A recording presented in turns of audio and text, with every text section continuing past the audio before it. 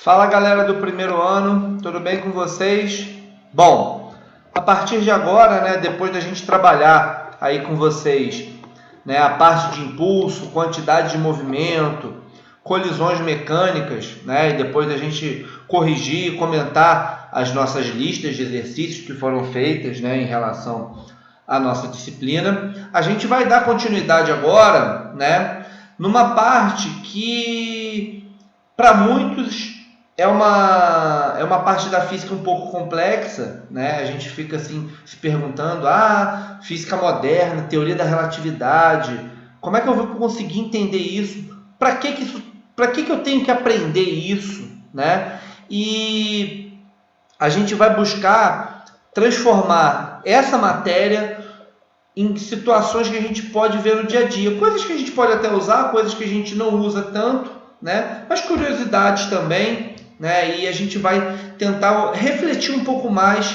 sobre a teoria da relatividade, Então, eu tentei intitular essa aula como Teoria da Relatividade e Aplicações no Dia a Dia. Bom, primeira coisa que a gente tem que saber, o que é a teoria da relatividade, O que é a teoria da relatividade, qual é o seu significado, qual é a sua importância para a ciência e para a nossa vida.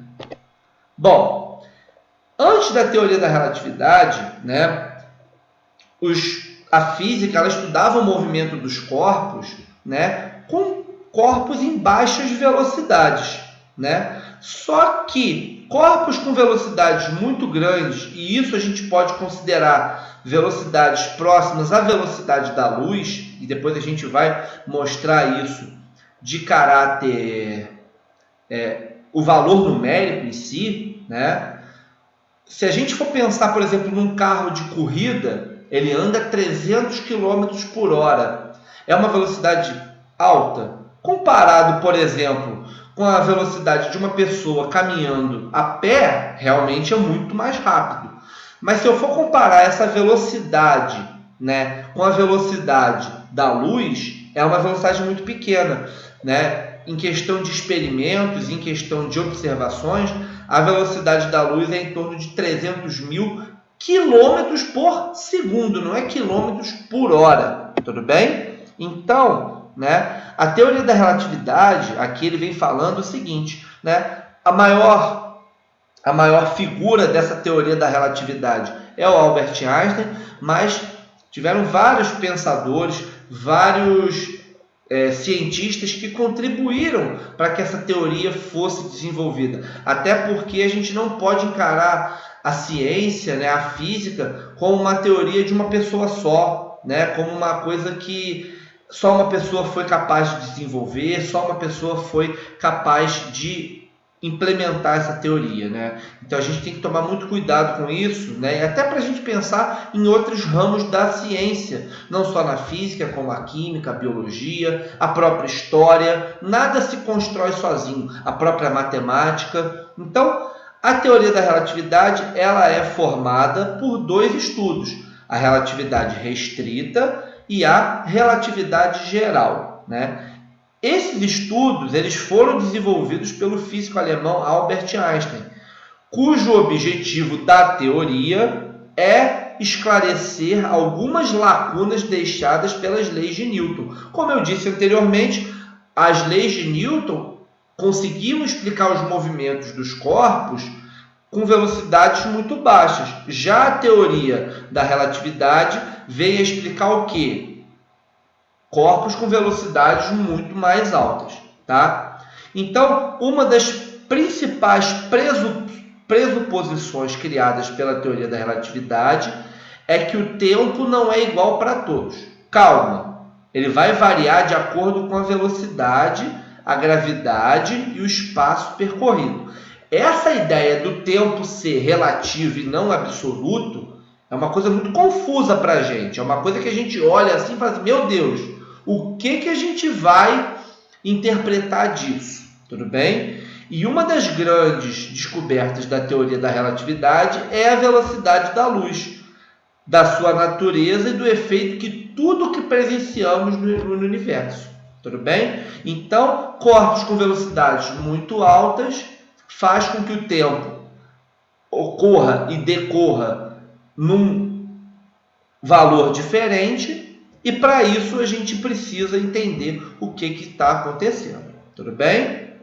Bom, os principais pontos que a teoria da relatividade aborda. O tempo é relativo e não é absoluto como se pensava.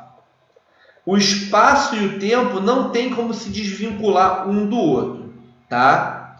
E a gravidade é uma deformidade no tecido espaço-tempo, causada pela densidade dos corpos celestes. É a ideia do espaço curvo, tá? É a ideia do espaço curvo, tá? Eu vou depois explicar essa expressão aqui, até para que a gente possa entender o tempo para um e o tempo para o outro, tudo bem? Tá? A velocidade da luz, ela é constante em todo o universo, estando a 300 mil, aqui está até um errinho aqui, 300 mil quilômetros por segundo, é 300 milhões de metros por segundo, tá? 300 mil quilômetros por segundo. Depois eu até peço desculpas aqui, vocês podem anotar aqui esse errinho, por favor. Tá? A energia, ela está relacionada com a massa de um corpo, né? E a velocidade que esse corpo tem, que é uma velocidade extremamente alta, que é a velocidade da luz. Esse 2 aqui é o quadrado, tá? Isso aqui é uma questão de formatação, tá? E viajar em velocidade próxima da luz faz com que esse tempo passe mais devagar. Então vamos entender essa relação aqui que a gente está trabalhando. A gente tem até depois a ideia do paradoxo dos gêmeos, que um dos gêmeos ele vai para o espaço e o outro fica na Terra, né? E o gêmeo que está no espaço, ele passa a orbitar numa nave próxima a uma velocidade da luz. E essa velocidade da luz faz com que o tempo desse aqui, seja menor do que o tempo que seja ocorrendo aqui na Terra. Vamos pensar o seguinte, se essa velocidade aqui, ela for muito próxima à velocidade da luz, isso aqui vai ser um valor o quê? Muito próximo o quê? De 1, né? De 1, né? Não chega a ser igual a 1, mas chega um valor próximo de 1. 1 menos um valor muito próximo de 1, fica no valor o quê? Muito pequeno. Então, quando eu multiplico por uma raiz de um número muito pequeno, esse tempo aqui passa a ser menor do que o tempo da pessoa que está na Terra, por exemplo. Tudo bem? Por isso que a gente fala que o cara que vai para o espaço, o irmão gêmeo que vai para o espaço, ele volta mais novo do que a pessoa que ficou aqui na Terra. E isso é uma coisa assim que a gente não consegue entender, e eu compreendo se vocês chegarem para mim e falarem assim: Ricardo, eu não entendi absolutamente nada. Mas como assim? Como assim o tempo ele é relativo? O tempo vai depender da velocidade dos corpos. E quando eu falo que o espaço e o tempo não conseguem se desvincular, se eu contraio o meu tempo, eu dilato o meu espaço. Tudo bem? Então, o que a gente vai trabalhar em relação a isso? A gente vai, não vou pedir para vocês calcularem essa variação do tempo, mas o que eu quero que vocês procurem entender nisso aqui? Que essa teoria ela tem algumas aplicações, principalmente em relação a sinais de satélites, em objetos que vocês vão aplicar no dia a dia de vocês, né? Por exemplo, o GPS. O GPS faz com que o objeto emita um sinal para o satélite e devolva mostrando a localização de cada um. E se não tivesse a teoria da relatividade, a gente não conseguiria aplicar isso de forma correta. Então aqui a gente pode trabalhar, né, algumas reflexões para a gente poder entender, né, quais são as diferenças entre a visão clássica do mundo de Newton e da relatividade de Einstein. Quais são as diferenças? Vocês vão pensar e vocês vão responder. A teoria da relatividade tem alguma aplicação prática? Vocês podem pensar, parar o vídeo aqui agora e pensar, poxa, será que tem alguma aplicação? Eu vou responder agora para vocês, tudo bem? Então, as aplicações. Primeira aplicação, sem ela o GPS nunca acertaria a localização, porque como a velocidade não fosse considerada tão rápida, a localização não daria tempo dela ir até um satélite, voltar a informação e mostrar com precisão o local onde você se encontra, tudo bem? É lógico que o sinal de internet ele é fundamental para que ele possa mandar esse sinal e que ele possa dar com precisão o local da sua localização, né? E esse sistema ele é composto por 24 satélites voando em órbitas diferentes ao redor da Terra.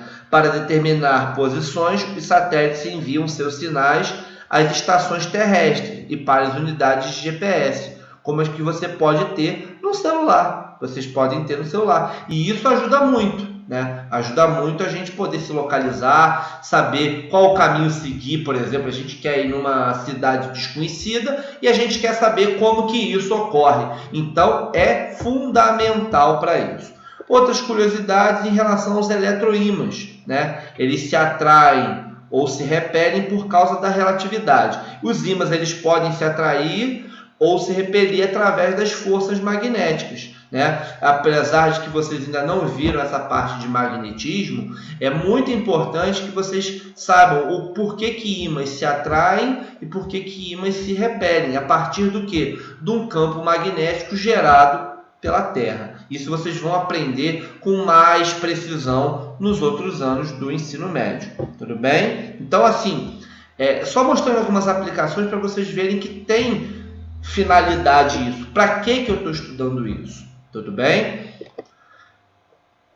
Outra aplicação, outra curiosidade que eu nem mesmo sabia, tá? Quando eu fui montar essa aula, eu fui ver, vamos colocar algumas aplicações, né?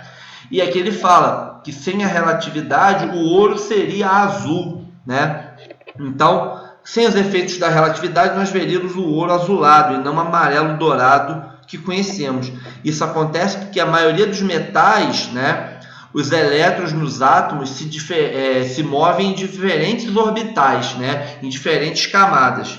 Parte da luz que atinge o metal ela é absorvida e reemitida, ou seja, refletida, embora com um comprimento de onda maior. Então a luz ela pode ser encarada como uma onda, né? Ela pode ser encarada como uma onda. E dependendo do metal que ele for atingir e de quanto que essa luz vai ser absorvida ou não, né? A gente pode pensar numa coloração diferente. Tudo bem? Isso aqui para mim é até novidade, tá? Então, assim, é uma coisa que a gente ainda tem muito ainda o que aprender em relação a essa teoria. Porque essa teoria, galera, é uma teoria que tem 100 anos. É uma teoria que foi desenvolvida há 100 anos. E na semana que vem, a gente vai entender como que essa teoria ocorreu a partir de um eclipse que ocorreu no Brasil. A gente vai entender o porquê, né, da teoria ter esse fundamento todo, tá? Isso é muito importante para a gente também,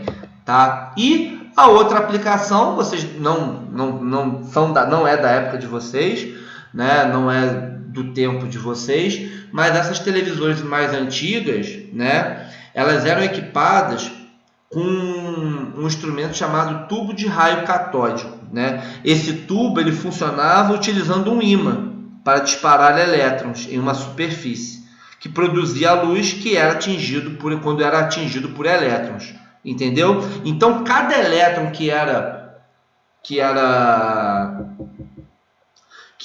recebido essa luz, né, ele equivalia a um pixel, né, de tantos megapixels, vocês já devem ter ouvido falar. Então a partir disso iluminava a tela. Esses elétrons viajavam com uma velocidade muito grande, próxima a 30% da velocidade da luz. É bastante coisa. Para que eles fossem direcionados, né, para o ponto correto da tela, criando uma imagem perfeita. Os ímãs de carga positivo puxavam os elétrons. Então você poderia colocar um ímã próximo à tela da televisão que você conseguia distorcer a imagem. Tudo bem? As televisões de hoje, elas têm uma tecnologia um pouco mais avançada, aliás, um pouco mais avançada, eu estou sendo bem generoso, bem mais avançada.